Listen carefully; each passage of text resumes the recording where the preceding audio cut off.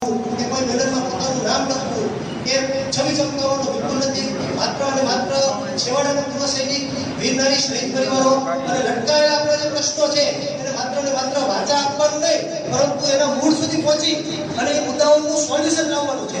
મુદ્દાઓ જે લટકેલા છે એ જો મુદ્દાઓ લટકેલા રહે તો સંકલન સમિતિ બનાવવાનો કોઈ અર્થ રહેતો નથી.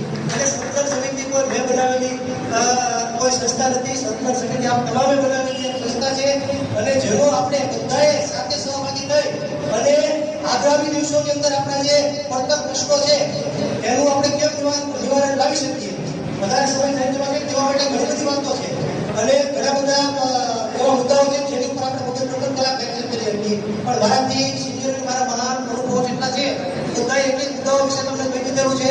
કોઈ જીરો પોતા નથી, દરેકે પોતાની કાર્ય પદ્ધતિ અને પોતાની કાર્યશૈલી બધાને કહી દીધેલી છે.